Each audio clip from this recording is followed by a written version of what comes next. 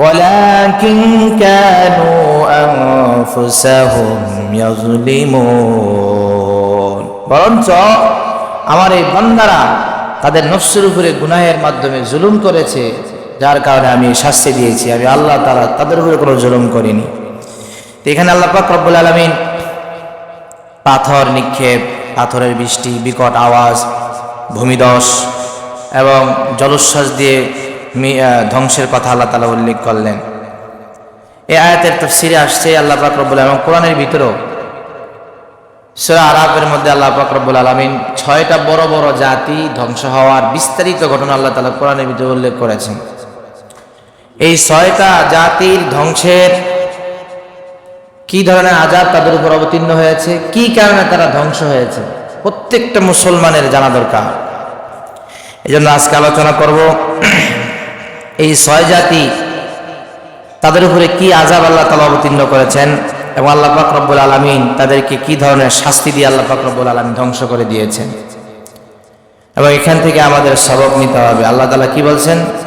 ওমা কান আল্লাহু, আমি আল্লাহ পাক রব্বুল আলামিন তাদের উপরে জুলুম করিনি, তারা নিজেদের উপরে জুলুম করেছে।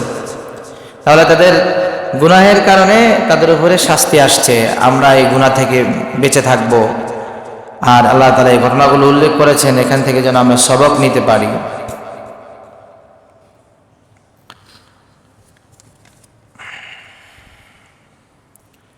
এক নম্বর হচ্ছে হযরত নূহ আলাইহিস সালাতু ওয়াস সালামের সম্প্রদায়। হযরত নূহ আলাইহিস সালাতু ওয়াস সালামের সম্প্রদায়, তিনি সর্বপ্রথম পৃথিবীতে শরীয়ত নিয়ে আসেন, আল্লাহর বিধিবিধান দুনিয়াতে নিয়ে আসেন, কিন্তু তার হতভাগা জাতি তার বিরুদ্ধাচরণ করেন। হযরত নূহ আলাইহিস সালাতু ওয়াস সালাম দ্বীনের দাওয়াত দিয়েছিলেন। আল্লাহ পাক রব্বুল আলামিন কোরআন হাকিমের ভিতরে তার দাওয়াতের কথাটা তুলে ধরলেন। وَلَقَدْ أَرْسَلْنَا نُوحًا إِلَى قَوْمِهِ أَنْ أَنذِرْ قَوْمَكَ مِنْ قَبْلِ أَنْ يَأْتِيَهُمْ عَذَابٌ أَلِيمٌ قَالَ يَا قَوْمِ إِنِّي لَكُمْ نَذِيرٌ مُبِينٌ وَاتَّقُوهُ وَأَطِيعُونِ يَغْفِرْ لَكُم مِّن ذُنُوبِكُمْ وَيُؤَخِّرْكُمْ إِلَى أَجَلٍ مُّسَمًّى إِنَّ أَجَلَ اللَّهِ إِذَا جَاءَ لَا يُؤَخَّرُ لَوْ كُنتُمْ تَعْلَمُونَ وَاتَّقُوهُ وَأَطِيعُونِ, তিনি সর্বপ্রথম জাতিদেরকে দাওয়াত দিয়েছিলেন, তোমাদের কাছে আল্লাহ তাআলা আমাকে প্রেরণ করেছেন, কঠিন শাস্তি আসার আগে যেন তোমরা আল্লাহর দরবারে ফিরে আসো। আমি তোমাদের জন্য স্পষ্ট নাজির, ভীতি প্রদর্শনকারী, বাশীর, সুসংবাদদাতা। ওয়াত্তাকুহু ওয়া আতিউন, সুতরাং তোমরা আল্লাহ তাআলাকে ভয় করো এবং আতিউন, আমাকে অনুসরণ করো। আল্লাহ তাআলা আমাকে যে দ্বীন ও শরীয়ত নিয়ে পাঠিয়েছে, এই দ্বীন ও শরীয়তের তোমরা অনুসরণ করো। আল্লাহ পাক রব্বুল আলামিন যদি করতে পারো, তোমাদের গুনাহগুলো মাফ করে দিবেন, তোমাদেরকে নির্দিষ্ট সময় পর্যন্ত আল্লাহ তাআলা তোমাদের সময় দিবেন। কিন্তু তারা নূহ আলাইহিস সালাতু ওয়াস সালামের কথাকে অমান্য করেছে, তারা তার দ্বীনের কোনো দাওয়াত গ্রহণ করেনি, তারা সর্বপ্রথম কুফরি করে বসেছে। তিনি সর্বপ্রথম দাওয়াত দিয়েছিলেন যে তোমরা যে মূর্তির পূজা করতেছ, এই মূর্তির পূজা ছেড়ে দিয়ে তোমরা আল্লাহ তাআলার গোলাম হয়ে যাও। তখন তারা স্পষ্ট বলল, وَقَالُوا لَا تَذَرُنَّ آلِهَتَكُمْ وَلَا تَذَرُنَّ وَدًّا وَلَا سُوَاعًا وَلَا يَغُوثَ وَلَا يَعُوقَ وَنَسْرًا। যখন নূহ আলাইহিস সালাতু ওয়াস সালাম বললেন তোমরা মূর্তি পূজা ছেড়ে দাও। তখন তাদের লিডাররা ঘোষণা করলো, লা তাযারুন্না আলিহাতাকুম, খবরদার মূসা নবীর কথায় তোমরা তোমাদের প্রভুদেরকে ছেড়ে দিও না। নাউযুবিল্লাহ বলেন। ওয়ালা তাযারুন্না ওয়াদ্দা ওয়ালা সুওয়া ওয়ালা ইয়াগুসা ওয়ালা ইয়াউক ওয়া নাসরা। ওয়াদ নামক প্রতিমা, ইয়াগুসা ওয়া ইয়াউক ওয়া নাসরা, এগুলো সব প্রতিমার নাম। ওরা নাম ধরে ধরে, কিছু বড় বড় প্রতিমার নাম ধরে ধরে বলল, খবরদার তোমরা ইয়াগুসা, ইয়াউকা, নাসর, ওয়াদ নামক এই প্রতিমাগুলোর পূজা তোমরা ছেড়ে দিও না। তাহলে নূহ নবীর জাতিরা সর্বপ্রথম আল্লাহ তাআলার সাথে, আল্লাহ তাআলার একাত্মবাদে যে দাওয়াত দিয়েছিলেন নূহ আলাইহিস সালাম, সে একাত্মবাদকে অস্বীকার করলো। তারা বহুত্ববাদ, বহুমূর্তির পূজা তারা শুরু করলো।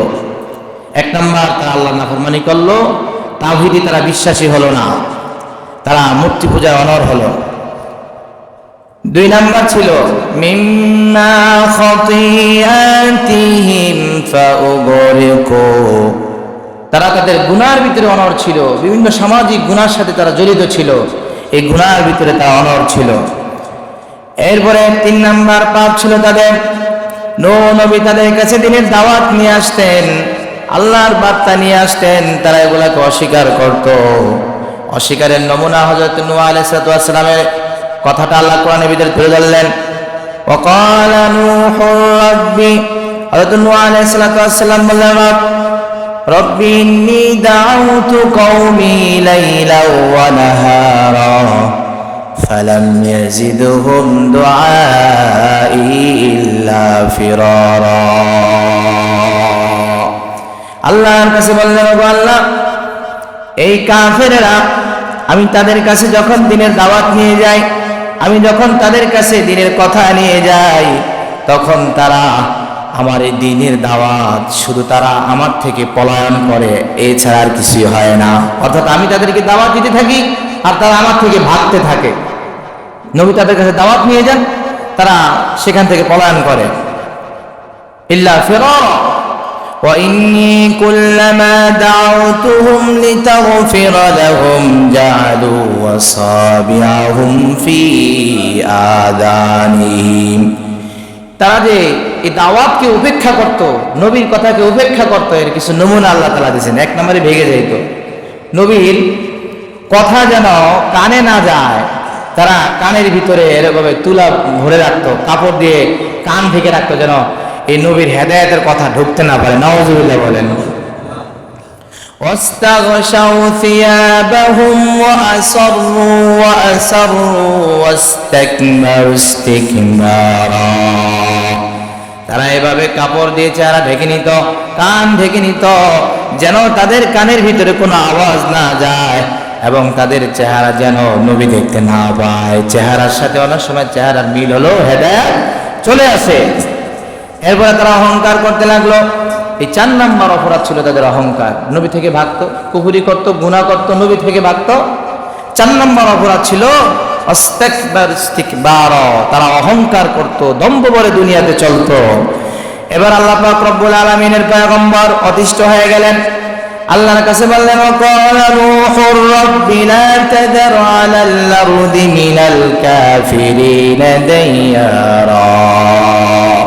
ওগো আল্লাহ, এই কাফেররা ঈমান আনবে না, তাদেরকে আমি দাওয়াত দিতে দিতে অতিষ্ঠ হয়ে গিয়েছি, তাদের সাথে আমি আর পারি না, তারা ঈমান আনবে না, তুমি তাদের ধ্বংস করে দাও, তা না হলে তাদের ভবিষ্যৎ প্রজন্ম সন্তানগুলো কাফের হয়ে যাবে। আল্লাহ তাআলা দোয়া কবুল করলেন, বলেন, ওয়াসনাইল ফুলকা বিআইউনিনা, ওগো পয়গম্বর, আমি আল্লাহর তত্ত্বাবধানে আপনি কিস্তি নৌকা বানান। আল্লাহর সংক্ষেপে বলতেছি, কারণ যেহেতু 6টা জাতির কথা বলতে হবে, সংক্ষেপে বলবো, খুব সংক্ষেপে ইনশাআল্লাহ। তিনি আল্লাহ তাআলা আদেশে নৌকা বানালেন, মুমিনদেরকে এই নৌকার ভিতরে উঠালেন।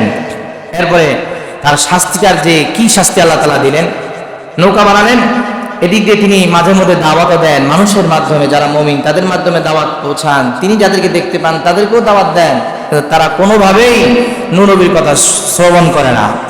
শেষ পর্যন্ত আল্লাহ পাক রব্বুল আলামিন ففتحنا أبواب السماء بماء منهمر আল্লাহ পাক রব্বুল আলামিন আসমানকে বললেন, আসমান তুমি তোমার দরওয়াজাগুলো খুলে দাও। আসমান দরওয়াজা খুলে দিল, বিমাইন মুনহামির, আসমান মুষলধারে বৃষ্টি পড়া শুরু করে দিল। وفجرنا الأرض عيونا فالتقى الماء على أمر قد قدر এরপর আল্লাহ পাক রব্বুল আলামিন জমিনকে ঝর্ণা বানিয়ে দিলেন। জমিন ঝর্ণার আকারে পানি দিতে শুরু করলো। ফালতাকাল মাউ, এবার পানি, আসমানের পানি জমিনের পানি একত্রিত হয়ে আল্লাহ যে তাদের নির্দিষ্ট করেছিলেন পূর্বে ধ্বংস করবেন, প্লাবিত করবেন, পুরা প্লাবনে ভরে গেল। নূহ আলাইহিস সালামের জাতি ধ্বংস হয়ে গেল। পৃথিবীতে আর কোনো মানুষ বাকি ছিল না মুমিনরা ছাড়া। নবীর কিস্তিতে যারা ছিল, ঈমানটাকে যারা সাড়া দিয়েছিল, সবাই ছাড়া বাকি সব গেলা তারা ধ্বংস করে দিয়েছেন। ধ্বংসের কারণ কি বলেন? তাওহীদ স্বীকার না করা, গুনার ভিতরে অনড় থাকা, নবী দিনের দাওয়াত যারা দেয়, কোরআন হাদিসের কথা যারা বলে তাদের থেকে দূরে সরে যাওয়া, যে কোনোভাবে তাদেরকে উপেক্ষা করা, অহংকার করা, দম্ভ করা। এই চার কারণে নূহ নবীর উম্মত, নূহ নবীর জাতিরা ধ্বংস হয়েছে। এই চার কারণ থেকে আল্লাহ তাআলা আমাদেরকে বের হয়ে আসার তৌফিক দান করেন, বলেন আমিন। অন্যতম ধ্বংসের কারণ হচ্ছে মূর্তি পূজা। আল্লাহর আযাব গজব থেকে যদি বাঁচতে চান, আমরা মূর্তি পূজা করি না, কিন্তু আমাদের ঘরে সুকেসের ভিতরে মূর্তি সাজানো থাকে, থাকে কি থাকে না বলেন? আজকে এই জুমার দিন থেকে, এখান থেকে ওয়াজ শোনার পরে জুমার নামাজ পড়ে বাসায় গিয়ে যারা আল্লাহকে ভয় করেন, ভূমিকম্পকে ভয় পান, আল্লাহর আযাব গজবকে ভয় পান, বাসায় গিয়ে সব মূর্তিগুলো বাসা থেকে ফেলে দিবেন। রাজি আছেন ইনশাআল্লাহ? সন্তান একটু কান্না করবে, স্ত্রী একটু মন খারাপ করবে, কিন্তু আল্লাহ খুশি হয়ে যাবেন। কাকে খুশি করতে চান? জোরে বলেন সবাই, কাকে? আল্লাহকে। মূর্তিগুলো ফেলে দিবেন ইনশাআল্লাহ। এই মূর্তি দেখতে দেখতে মূর্তি পিঠি এক সময় ছিল না। এখন আপনি আপনার সন্তানের কাছে যখন এই ঘোড়ার একটা মূর্তি ফেলে দিবেন, সন্তান কান্না করবে। এই যে মূর্তি পিঠি, মূর্তির প্রতি যে ভালোবাসা, তার শ্রদ্ধা আসতেছে। কথা বলেন ঠিক কিনা? আস্তে আস্তে আস্তে আস্তে এইটা আলমারির ভিতরে ঢুকছে। এরপরে দেখবেন এটাকে পূজা করে, এখনই পূজা করা, এই কান্না করে, এটা ফেলে দেওয়া যায় না, ভাঙা যায় না, পূজা করতেছে। খবরদার, ওরা বড় আকারে করা মন্দিরের ভিতরে করতো, আর আমরা এখন আমাদের ঘরের ভিতরে সুকেসের ভিতরে একা করি। খবরদার, আল্লাহ তাআলা আমাদেরকে এই পাপ থেকে হেফাজত করেন, বলেন আমিন। আল্লাহ তাআলার ধ্বংসপ্রাপ্ত, আযাবপ্রাপ্ত জাতি আরেকটা জাতি হচ্ছে আদ জাতি, হুদ আলাইহিস সালাতু ওয়াস সালামের সম্প্রদায়। হযরত হুদ আলাইহিস সালাতু ওয়াস সালাম তাদের কাছে তাওহীদের দাওয়াত নিয়ে আসলেন। তারাও স্বীকার করে বসলো, না না না, আমরা আমাদের পূর্ববর্তীদের এই দিন ছেড়ে দিব না, ধর্ম ছেড়ে দিব না। আমাদের পূর্ববর্তীরা যে ধর্ম পালন করত, সে ধর্ম আমরা পালন করব। তোমার কথায় আমরা আমাদের পূর্ববর্তীদের ধর্ম ছেড়ে দিব না। তা অহংকার করে বসলো।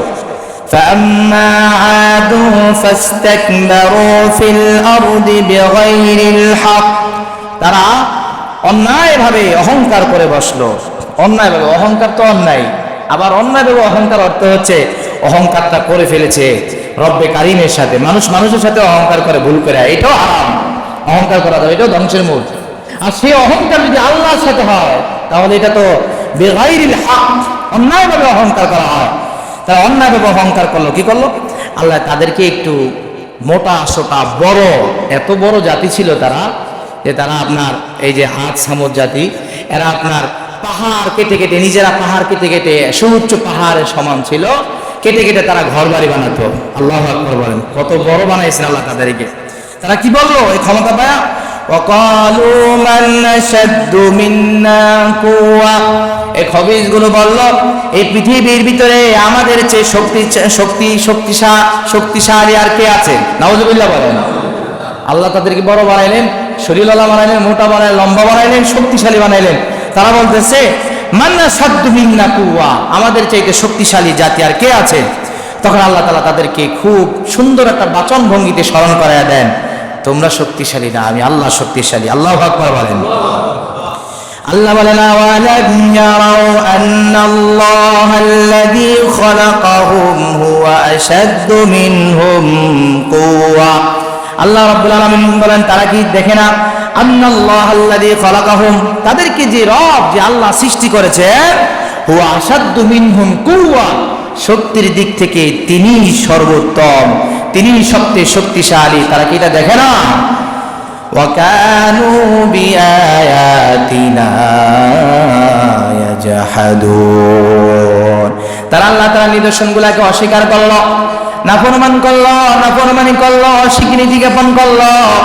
আল্লাহ তাআলা তাদের ধ্বংস করে দিলেন। তাহলে তারা শক্তি দেখাইলো, অহংকার করলো, একটা পাপ হলো ফাস্তাকবারু ফিল আরদি বিগাইরিল হক, সাধারণ কোনো অহংকার না। আমরা যেটা করে থাকি, আমরা আমাদের বন্ধু বান্ধব, আমাদের সমাজের সাথে আমরা অহংকার করে থাকি। প্রত্যেকটা মানুষের ভিতরে অহংকারের গুণ আছে, সবার সবার জায়গা থেকে অহংকার করে।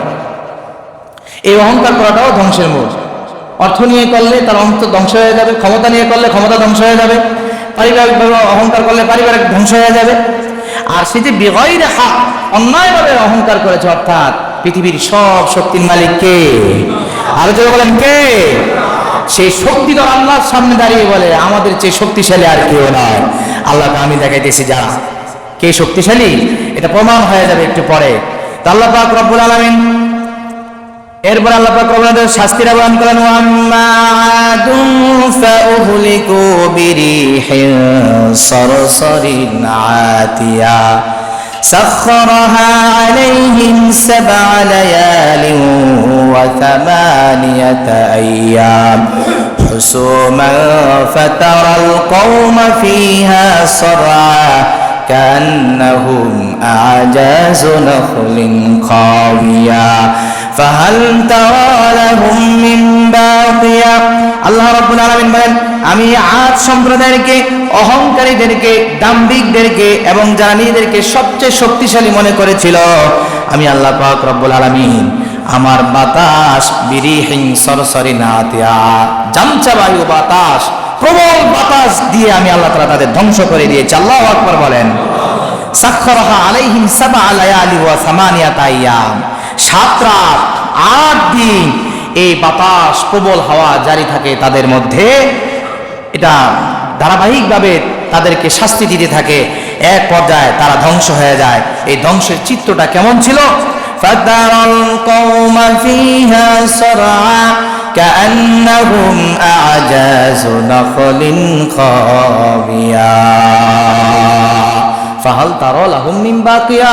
আল্লাহ কত সুন্দর করে বলেন যে, মনে করেন খেজুর গাছ কেটে মানুষ যেরকম ডাল পাল এরকম ফেলে রাখে না, এগুলো শুকে একা বাঁকা হয়ে যায়। এই আদ গোত্রের মানুষগুলো সব এভাবে মরে শুকিয়ে এভাবে পড়ে আছে। ফাহাল তারা লাহুম মিন বাকিয়া, আর কি তাদের কোনো শক্তি বাকি আছে? দাম্ভিকদের শক্তি বাকি থাকে না, আল্লাহর শক্তি বাকি থাকে। কথা বলেন ঠিক না? দাম্ভিকরা যুগে যুগে ধ্বংস হয়ে যায়, তারা টিকে থাকতে পারে না। যে কেউ দাম্ভিকতা দেখিয়েছে ধ্বংস হয়ে গিয়েছে। সব শক্তির মালিক কে বলেন? আমি খুব সংক্ষেপে বলতেছি, কারণ তা না হলে এই 6টা বলার সুযোগ হয় কিনা আমাদের সবার জানা দরকার। আর আপনি যদি সূরা আরাফটা পড়েন ইনশাআল্লাহ, তাহলে সূরা আরাফের ভিতরে সিরিয়ালে একেবারে আল্লাহ পাক রব্বুল আলামিন সুন্দর করে এই 6 জাতির ঘটনা আল্লাহ তাআলা উল্লেখ করেছেন। 3 নম্বর হচ্ছে সামুদ জাতি। আল্লাহ পাক রব্বুল আলামিন এই জাতিকেও আল্লাহ খুব মোটা ছোটা এবং উঁচা বানিয়েছেন, খুব শক্তিশালী আল্লাহ তাআলা তাদেরকে বানিয়েছেন। তারা আল্লাহ পাক রব্বুল আলামিনের সাথে অহংকার করেছিল। আল্লাহ প্রথম তাদের শাস্তিরা বয়ান করতেছেন।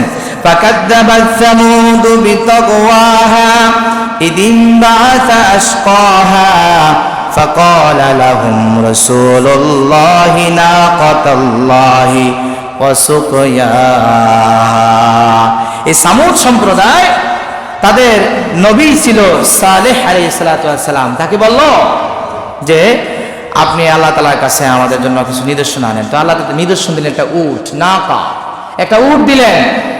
বললেন যে এই উটটা হচ্ছে তোমাদের বরকতের জিনিস, খবরদার এই উটকে তোমরা কখনো মারবা না। অথবা তাফসীরের ভিতরে লেখছেন যে তারা চাইছে যে একটা উট দাও, আল্লাহ একটা উট দিবে, এই উটে তৎক্ষণাৎ বাচ্চা দিবে, তার এবং উলানে দুধ আসবে, আমরা সেই দুধ পান করব। আল্লাহ তাদের কথা রক্ষা করলেন, উট দিলেন, বাচ্চা দিলেন, দুধ দিলেন, পান করলো। কিন্তু তাদের ভিতরে একজন অহংকারী ব্যক্তি, এই অহংকারী ব্যক্তি গিয়ে এই উটটাকে হত্যা করে ফেললো। 1 নম্বর তাদের অপরাধ ছিল, তারা আল্লাহ তাআলা একটা নিদর্শন, একটা কুদরতি নিদর্শনকে তারা হত্যা করলো। আল্লাহ তাআলা নিষেধ করেছেন, খবরদার এর কাছে তোমরা যেও না। নবীকে ঠাট্টা বিদ্রুপ করতে লাগলো। যে তুমি কি নিদর্শন নিয়ে আসছো, এগুলো আমরা বিশ্বাস করি না, এটা তো স্বাভাবিক একটা বিষয়, এটা আমরা মানব না। অথচ তারাই কিন্তু চেয়েছিল এটা আমাদেরকে দাও, আমরা একটা নিদর্শন দাও। তারা অমান্য করলো এবং এই নাকাকে হত্যা করলো, এই উটকে হত্যা করলো। আল্লাহ পাক রব্বুল আলামিন তাদের শাস্তি, কি শাস্তি আল্লাহ পাক রব্বুল আলামিন দিলেন? ফাআম্মা সামুদ ফাউহলিকু বিত্তাগিয়া। আল্লাহ রাব্বুল আলামিনের এই কুদরতি নাকা উটকে হত্যা করার কারণে, নবীকে অস্বীকার করার কারণে, আল্লাহর দ্বীনকে অস্বীকার করার কারণে আল্লাহ পাক রব্বুল আলামিন প্রচন্ড আওয়াজ দিয়ে তাদের ধ্বংস করে দিলেন। প্রচন্ড আওয়াজ, বিকট একটা আওয়াজ এসে দেওয়ার সাথে সাথে জিবরাইল আওয়াজ দিলেন, তারা কলিজা ফেটে সেখানেই মারা যায়। আল্লাহ তুমি তোমার নিদর্শনগুলাকে সম্মান করার তৌফিক দান করেন, বলেন আমিন। আজকে আমাদের অন্যতম ধ্বংস হওয়ার কারণ হচ্ছে আমরা আল্লাহর নিদর্শনগুলাকে অপমান করি, আজানকে অপমান করি। আগের সমাজে মহিলারা আজান দিলে মাথায় কাপড়টা দিত, এখন আর দেয় না। আগে চায়ের দোকানে বসে বসে টিভি দেখতো, কথা বলতো, যখন আজান দিত সব স্টপ করে দিত। আর গজবে এমন ধরা ধরছে আমাদেরকে, আজান চলতেছে, নাচ গান চলতেছে, আজান চলতেছে, ঝগড়া পিটাপিটি মারামারি চলতেছে। কথা বলেন ঠিক না? এই ধ্বংস থেকে বাঁচতে চান, ভূমিকম্প থেকে বাঁচতে চান, আল্লাহ আসমানি গজব থেকে বাঁচতে চান, তাহলে আজানের সময় আমাদের একদম সব সাউন্ড বন্ধ করে দিতে হবে, আজানের জবাব দিতে হবে। রাজি আছেন ইনশাআল্লাহ? আজানকে বলা হয়েছে দাওয়াতে তাম্মা, পরিপূর্ণ দাওয়াত। এই পরিপূর্ণ দাওয়াত যারা জবাব দিবে ইনশাআল্লাহ, আজানের জবাব যারা দিবে তাদেরকে আল্লাহ ধৈর্য মসজিদের মধ্যে নিয়ে আসবেন, আল্লাহ ধৈর্য তাদেরকে মসজিদে নিয়ে আসবেন। সুবহানাল্লাহ বলেন। এটা আজানের জবাবের আকর্ষণ, কারণ এটা হলো দাওয়াতে তাম্মা, পরিপূর্ণ দাওয়াত। আমরা আজানের জবাবও দিই না, মসজিদে আসার তৌফিক হয় না। দেখবেন আপনি আজান নামাজ মসজিদে আসেন না, কিন্তু আজানের জবাব শুনছেন, সেদিন আপনার মসজিদে 100% আসতে চাইবো, মনে চাবে। যদি শয়তানের কারণে নাও আসতে পারেন, মনের মধ্যে একটা আক্ষেপ থেকে যাবে, রে আজানের জবাব দিলাম, মসজিদে যেতে পারলাম না। পরবর্তী ওয়াক্তের আজানে ইনশাআল্লাহ আপনি মসজিদে আসবেন। আমল করে দেখেন আপনি। আল্লাহ আমাদেরকে মানার, বোঝার, আমল করার তৌফিক দান করেন, বলেন আমিন। তো আল্লাহ নিদর্শন বহুত আছে, মসজিদ আল্লাহ নিদর্শন, এগুলোর ভিতরে জোরে জোরে কথা বলা যাবে না, আস্তে আস্তে কথা বলবেন, সম্মানের সাথে কথা বলবেন, আল্লাহ সম্মানটা দেখাইবেন যে আল্লাহ তোমার নিদর্শনগুলোকে আমরা সম্মান দিই। মসজিদে এসে জোরে জোরে কথা বলা যাবে না, আস্তে কথা বলবেন। 3 নম্বরে গেল না? 4 নম্বর হচ্ছে লূত আলাইহিস সালামের জাতি ধ্বংস, তাদের ধ্বংস, আযাব এবং কারণ। তাদের কারণ ছিল একটি উল্লেখযোগ্য কারণ, সবাই নবীকে অস্বীকার করেছে, তাওহীদকে অস্বীকার করেছে, এটা মূল। এরপরে শাখাগত কিছু কারণ, তার মধ্যে উল্লেখযোগ্য হচ্ছে লূত আলাইহিস সালামের কওম ধ্বংস হওয়ার কারণ ছিল তারা সমকামিতায় লিপ্ত ছিল। নাউযুবিল্লাহ বলেন। وَلُوطًا إِذْ قَالَ لِقَوْمِهِ يَتَأْتُونَ الْفَاحِشَةَ। লূত আলাইহিস সালাম বললেন, হে আমার সম্প্রদায়ের লোকেরা, ও আমার কওমের লোকেরা, তোমরা এমন একটা ফাহিশা, অশ্লীল কাজ তোমরা করতেছো যা ইতিপূর্বে পৃথিবীর কোনো মানুষ করেনি। খবরদার, খবরদার, এগুলো থেকে তোমরা বিরত হয়ে যাও, তোমরা এগুলো থেকে সরে আসো। ইন্নাকুম লাতাতুনার রিজালা শাহওয়াতাম মিন দুনিন নিসা। নারীদেরকে বাদ দিয়ে পুরুষের কাছে তোমরা যাও। এই যে সমকামিতা, প্রিয় ভাইয়েরা আমার, আজকে আমাদের দেশেও এই সমকামিতা বাস্তবায়ন করার জন্য কুলাঙ্গার বাপমার, কুলাঙ্গার সন্তানরা আন্দোলন করে আল্লাহর গজবকে ত্বরান্বিত করতে চায়। কথা বলেন ঠিক না? আমরা আল্লাহ প্রেমিক, রাসূল প্রেমিক, ইসলাম প্রেমিক, আমাদের দেহে রক্ত থাকতে, ঈমান থাকতে এই সমস্ত ট্রান্সজেন্ডার বলেন এবং সমকামিতা বলেন, কোন একটা এই মুসলিম দেশে বাস্তবায়ন হতে দিব না ইনশাআল্লাহ। যেখানে যে সময় তারা বাস্তবায়ন করার জন্য আন্দোলন করবে, আমরাও ঝাঁপিয়ে পড়বো ইনশাআল্লাহ, রক্ত দিব, জীবন দিব।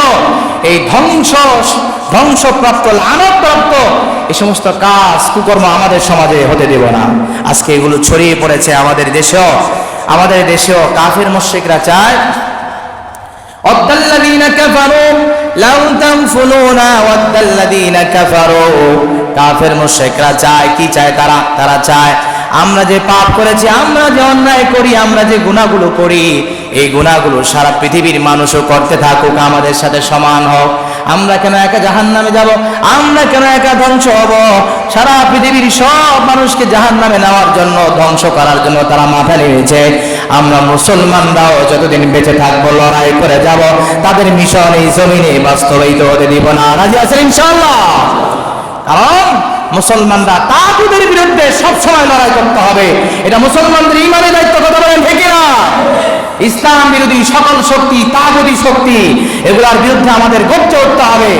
আমরা যখন সৎ কাজের আদেশ থেকে দূরে সরে যাব, অসৎ কাজ থেকে মানুষকে বারণ করা থেকে দূরে সরে যাব, তখনই কিন্তু আল্লাহর গজব সমাজের ভিতরে আসবে। কথা বলেন ঠিক না? তো তারা এই লূত আলাইহিস সালামের সম্প্রদায়, তারা এরকম সমকামিতায় জড়িত ছিল। প্রিয় ভাইয়েরা আমার, আল্লাহ পাক রব্বুল আলামিন তাদের ব্যাপারে শাস্তি নাযিল করলেন। ফালাম্মা জাআ আমরুনা জাআলনা আলিয়াহা সাফিলাহা ওয়া আমতারনা আলাইহা হিজারাতিন মিন সিজ্জিল। আল্লাহ রাব্বুল আলামিন বললেন, আমার শাস্তি দেওয়ার আদেশ যখন চলে আসলো, আমি আল্লাহ পাক রব্বুল আলামিন তাদের জমিনটাকে একবারে উল্টে দিলাম। তাফসীরের কিতাবের ভিতরে লেখে, হযরত জিবরাইল আলাইহিস সালাম একবারে আসমানে জমিনটাকে উঠিয়ে নিয়ে যায়, উঠিয়ে নিয়ে উপর করে আবার জমিনটাকে ছেড়ে দেয়। আল্লাহু আকবার বলেন। আল্লাহ কত বড় শক্তিওয়ালা, আমাদের আল্লাহ কত বড় ক্ষমতাওয়ালা, কত বড় শক্তিওয়ালা। পৃথিবীর মানুষকে দেখাবার জন্য এখনো সেই নদী আছে না নাই? ডেড সি, হ্যাঁ, বাহরুল মাউত, এখানে কোনো জিনিস জন্মা না, এটা গজবের স্থান, গজবের স্থান। আল্লাহ নবী সাল্লাল্লাহু আলাইহি সাল্লাম বিভিন্ন যুদ্ধ থেকে ফেরার সময় যখন এই লানত প্রাপ্ত, আযাব প্রাপ্ত জায়গাগুলো দিয়ে অতিক্রম করতেন, আল্লাহ নবী সাহাবায়ে কেরামদেরকে বলতেন, অহুম ইয়াবকুন, সাহাবীরা রে, তোমরা কান্না করতে করতে আল্লাহর কাছে ক্ষমা চাইতে চাইতে এই জায়গাগুলো থেকে বিদায় নাও, কারণ তোমরা যদি কান্না না করো, ক্ষমা না চাও, এই আযাবের ভিতরে তোমরা পড়তে পারো। এই জন্য আজকে ইহুদি খ্রিস্টানরা এই সমস্ত আল্লাহর লানত প্রাপ্ত জায়গাগুলোকে দর্শনীয় জায়গা বানায়া আর মানুষকে আল্লাহর গজবের ভিতরে আরো ত্বরান্বিত করতেছে। কথা বলেন ঠিকই? গজবের জায়গা এটা, সেখানে গেলেও খুব দ্রুত সেখান থেকে চলে আসতে হবে। সেখানে নামে ডুব দিয়া চায়, ওখানে নাকি আপনার কোনো মানুষ নিচের দিকে যায় না, উপরের দিকে চলে আসে, ওই সুযোগ নাই। হ্যাঁ, অর্থাৎ এগুলা দ্বারা আল্লাহ তাআলা নিদর্শনগুলোকে ঠাট্টা বিদ্রুপ করা হচ্ছে। গজবকে নিয়ে ঠাট্টা বিদ্রুপ করলে ওই গজব তাড়াতাড়ি আসে। আমি দেখতে পেয়েছি বাংলাদেশে ভূমিকম্প হয়েছে, কিছু নারী টিকটকার, পুরুষ টিকটকার, এরা এগুলাকে টিকটক বানায়। নাউজুবিল্লাহ বলেন। তাহলে আল্লাহ তাআলার এই গজবকে নিয়ে ঠাট্টা বিদ্রুপ করতেছে না? এটার ধারাও এগুলো আল্লাহর গজব ত্বরান্বিত হচ্ছে। এই জন্য এই টিকটক গুলো বন্ধ করে দিতে হবে। কথা বলেন ঠিক না? একবার আওয়াজ হচ্ছিল বন্ধ করে দেওয়ার কথা। উচিত দেশ ও জাতির স্বার্থে সরকারের উচিত যে সমস্ত জিনিসের মাধ্যমে দেশের ক্ষতি হয়, জাতির ক্ষতি হয়, সমাজের ক্ষতি হয়, ব্যক্তিগত ক্ষতি হয়, এগুলোকে সমাজ থেকে, দেশ থেকে সরায় দেওয়া, বন্ধ করে দেওয়া। কথা বলেন ঠিক না? এই জন্য আল্লাহ তাআলার গজব আসে, এমন কাজ আমরা করা যাবে না। আরেকটা শাস্তির কথা আছে, আমতারনা আলাইহা হিজারা, আল্লাহ তাআলা পাথরের বৃষ্টিও তাদেরকে দিয়েছেন। প্রথমে পাথরের বৃষ্টি, এরপরে পুরো জমিনটাকে আল্লাহ তাআলা আসমানে নিয়ে উপর করে ছেড়ে দিয়েছেন। পাঁচ নাম্বার হচ্ছেন মাদায়ান বা মাদিয়ান জাতি। হযরত শুআয়ব আলাইহিস সালাম যে কওমের কাছে প্রেরিত হয়েছিলেন, মাদিয়ানা আখাহু শুআয়বা, আল্লাহ পাক রব্বুল আলামিন সেই ঘটনা কোরআনের ভিতরে তুলে ধরলেন। ওয়া ইলা মাদিয়ানা আখাহুম শুআয়বা قال يا قوم اعبدوا الله ما لكم من إله غيره। হযরত শুআয়ব আলাইহিস সালাম বললেন, হে মাদিয়ানবাসী, তোমরা আল্লাহ তাআলার ইবাদত করো, এক আল্লাহ তাআলার ইবাদত করো, মা লাকুম মিন ইলাহিন গায়রু, যে আল্লাহ তাআলার কোনো ইলাহ নাই, যে আল্লাহ তাআলার কোনো, আল্লাহ ছাড়া কোনো ইলাহ নাই, যে আল্লাহকে বাদ দিয়ে তোমরা ইবাদত করতেছো, সেই ইবাদত ছেড়ে দাও, ওই আল্লাহর ইবাদত করো যে আল্লাহ ছাড়া কোনো কি নাই, ইলাহ নাই, সেই আল্লাহর ইবাদত করো। ওয়ালা তানকুসুল মিকিয়ালা, তাহলে এক নাম্বার তারা এই যে পাপ, তাদের এক নাম্বার পাপ ছিল তারা আল্লাহ তাআলা তাওহীদে অবিশ্বাসী ছিল। দুই নাম্বার, ওয়ালা তানকুসুল মিকিয়ালা তানকুদুল মিকিয়ালা ওয়াল মিজান, তারা মাপে কম দিত, ওজনে কম দিত। তারা ছিল ব্যবসায়ী জাতি ছিল, তারা ওজনে কম দিত, এটাকে ব্যবসার সাফল্য তারা মনে করত। নাউজুবিল্লাহ বলেন। ইন্নী আরাকুম বিখাইরিন ওয়া ইন্নী আখাফু আলাইকুম আযাবা ইয়াউমিন মুহীত। হযরতে শুআয়ব আলাইহিস সালাম বললেন, তোমরা ওজনে কম দাও, এটা থেকে তোমরা বিরত হয়ে যাও, মাপে তোমরা কম দাও, এটা থেকে তোমরা বিরত হয়ে যাও। যদি তোমরা বিরত না হও, তা না হলে আল্লাহ পাক রব্বুল আলামিন তোমাদের উপরে বড় একটা শাস্তি দিয়ে তোমাদের ধ্বংস করে দিবেন। তারা নবীর এই কথাকে উপেক্ষা করলেন, মানলেন না, একেবারে কেমন যেন তারা শ্রবণই করে নাই নবীর কথা, তারা পাশ কেটে চলে গেল। আরেকটি কথা, ব্যবসা বাণিজ্যের ভিতরে কখনো সমতা রক্ষা করতো না তারা, এটাও তাদের একটা শাস্তি অপরাধ ছিল। ব্যবসা বাণিজ্যের ভিতরে তারা একেবারে অবাধে ব্যবসা করত, মানুষের ঠকায় ব্যবসা করত, ওজনে কম দিত। এর ভিতরে আরো অনেক অসাধু যত ব্যবসায়ীরা করতে পারে, সিন্ডিকেট থেকে শুরু করে এই সব কিছুই মাদায়ানবাসী করত। আল্লাহ নবী তাদেরকে সেখান থেকে বারণ করেছেন, তারা কথা শ্রবণ করে নাই। আল্লাহ পাক রব্বুল আলামিন প্রথম 3টা শাস্তির কথা কোরআনে পাওয়া যায়। একটা হচ্ছে সাইহা, বিকট আওয়াজ, وَأَخَذَ الَّذِينَ ظَلَمُوا الصَّيْحَةُ فَأَصْبَحُوا فِي دَارِهِمْ جَاثِمِينَ। আল্লাহ পাক রব্বুল আলামিন এই জালেমদেরকে ধ্বংস করে দিলেন, যারা ওজনে কম দেয়, যারা মানুষকে ঠকায় নেয়, যারা সিন্ডিকেট করে, তাদেরকে প্রথম ধ্বংস করলেন আল্লাহ পাক রব্বুল আলামিন। বিকট একটা আওয়াজ আল্লাহ তাআলা তাদের দিলেন ধ্বংস করে দেওয়ার জন্য। আল্লাহু আকবার বলেন। যারা মালিক ওজনে কম দিবে তাদেরকে আল্লাহ ধ্বংস করে দিবেন। আল্লাহ সবচেয়ে বড় শক্তিওয়ালা, কথা বলেন ঠিক না? আল্লাহ সবচেয়ে বড় শক্তিওয়ালা।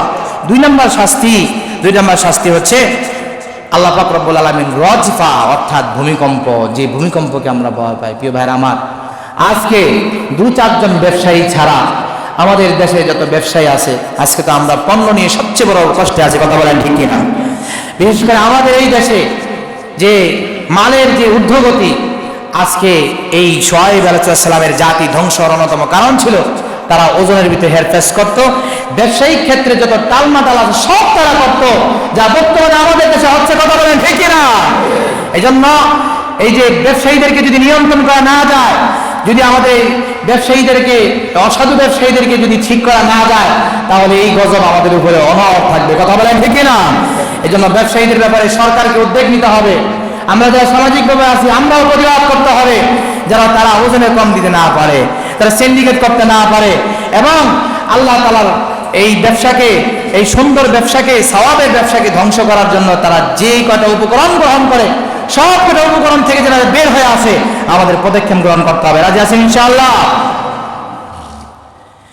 6 নম্বর হচ্ছে আপনার আরে 3 নম্বর একটা শাস্তি হলো ইয়াউমুজ যুল্লা, অন্ধকার। এখানে হাদিসের ভিতরে একটা ব্যাখ্যা আসছে। হাদিসটা হচ্ছে এরকম, তাদেরকে আল্লাহ পাক রব্বুল আলামিন প্রচন্ড গরম দিয়ে তাদেরকে ঘর থেকে বের করে দেন। এই প্রচন্ড গরমের কারণে তারা তাদের ঘর বাড়ি ছেড়ে জঙ্গলে যায়। এই জন্য কোনো তাফসীরে তাদেরকে আসহাবুল আইকা, মাদায়ানবাসীদেরকে 2টা বলা হয়। মাদায়ানবাসী বলা তো আসহাবুল আইকা, মানে জঙ্গল।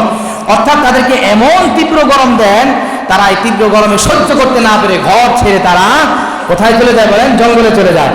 আবার আল্লাহ পাক রব্বুল আলামিন একটা মেঘ খণ্ড পাঠিয়ে দিলেন। মেঘ মানে হলো অন্ধকার, অন্ধকার হয়ে গেল। তারা গরমের তীব্রতা থেকে এবার আরাম পেয়ে তখন তারা জঙ্গল থেকে বের হয়ে আসলো, নিজেদের স্থানে তারা অবস্থান করতে লাগলো। এমন সময় আমার আল্লাহ পাক রব্বুল আলামিন যারা ওজনে কম দিত, ব্যবসায়িক সিন্ডিকেট করত, নবীর কথা যারা অমান্য করত, ইসলাম পথে যারা চলতো না, আল্লাহ পাক রব্বুল আলামিন গরম দিয়ে, মেঘের খণ্ড দিয়ে, প্রচন্ড শক্তিধর আওয়াজ দিয়ে এবং ভূমিকম্প দিয়ে আল্লাহ পাক রব্বুল আলামিন তাদের সবাইকে ধ্বংস করে দিলেন। আল্লাহু আকবার বলেন। তাহলে এই যে মাদায়ানবাসীদের সাথে আমাদের পুরাই মিল আছে, আমরা একবার অক্ষর অক্ষরে মিল আছে। চেষ্টা করবো ইনশাআল্লাহ ব্যবসার ক্ষেত্রে তাজুল সুদুক হব, আমরা সত্যকারী ব্যবসা হব। রাজি আছি ইনশাআল্লাহ? সত্যবাদী ব্যবসায়ী হব। আল্লাহ আমাদের তৌফিক দান করেন, বলেন আমিন। 6 নম্বর হচ্ছে ফেরাউন, সবচেয়ে বড় জালেম পৃথিবীর ভিতরে। আজকে পৃথিবীর ভিতরে আল্লাহর আযাব গজব আসার অন্যতম কারণ হচ্ছে রাষ্ট্র কাঠামো ভুলভাবে পরিচালিত হওয়া, কথা বলেন ঠিক কিনা? ওই রাষ্ট্র যদি ঘুরে ধরে, এই প্রত্যেকটা দেশের প্রত্যেকটা সেক্টরে ঘুরে ধরবে, ঘুষ, দুর্নীতি সব জিনিসে ভরে যাবে, কথা বলেন ঠিক কিনা? তখনই আল্লাহর গজব আসবে। এই ফেরাউন ছিল সবার হেডমাস্টার। যত জালেম বাদশা আছে সব বাদশাদের হেডমাস্টার, তার থেকে শিক্ষা নেয় জালেমরা। এই কোরআনে আল্লাহ বর্ণনা করছে সে কি করছে, এইগুলা জালেমরা শিক্ষা নিয়ে নিয়ে সেভাবে রাষ্ট্র চালায়। 1 নম্বর ফেরাউন ধ্বংস হওয়ার কারণ, ধ্বংসটা পরে আসতেছে, আর আপনারা সবাই জানেন এক নম্বর হচ্ছে ইন্না ফিরআউনা আলা ফিল আরদি ওয়া জাআলা আহলাহা শিয়া। ফেরাউনের এক নাম্বার গুনাহ ছিল, পাপ ছিল, সবচেয়ে বড় পাপ ছিল জমিনের ভিতরে উদ্ধততা, অহংকারিতা, এমন অহংকার তাকে ছাড়া, তার কথা ছাড়া পুরা রাষ্ট্রে একটু তার কথার বাইরে চলতে পারতো না। কথা বলেন ঠিক না? আমাদেরও জালেমরা তাদের কথা ছাড়া রাষ্ট্র চলতো না, টিকে থাকতে পারে নাই। কথা বলেন ঠিক না? জালেম যারা হবে, অহংকারী হবে, ধ্বংস হয়ে যাবে। স্পষ্ট কোরআন বলে আলা ফিল আরদি, আলা ফিল আরদি, চূড়ান্ত পর্যায়ে, ইস্তাকবারু ফিল আরদি বলেন না, চূড়ান্ত পর্যায়ে অহংকার করেছে ফিরআউন। এই ফিরআউনের অহংকার এমন ছিল, অহংকার করতে করতে মানুষ বলে, মূসা নবী বলে, হারুন বলে আল্লাহকে মানো, আল্লাহ তোমাকে বানিয়েছেন, সে আল্লাহকে মানো। তখন এই ফিরআউন বলে কে আবার আল্লাহ? আনা রাব্বুকুমুল আলা, আমি হইলাম সবচেয়ে বড় খোদা। নাউযুবিল্লাহ বলেন। এই জন্য বলছেন আলা ফিল আরদ।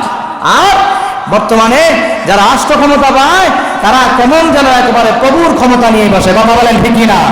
এই বর্তমানে সুদের কাউন্টার যে প্রথম আবিষ্কার করলো এই যে ইউনুস, সে আল্লাহকে নিয়ে কটূক্তি করেছে, বাউল নামের ফাউলরা তাদের বিরুদ্ধাচরণ করেছে মুসলিম জনতারা। কথা বলেন ঠিক না?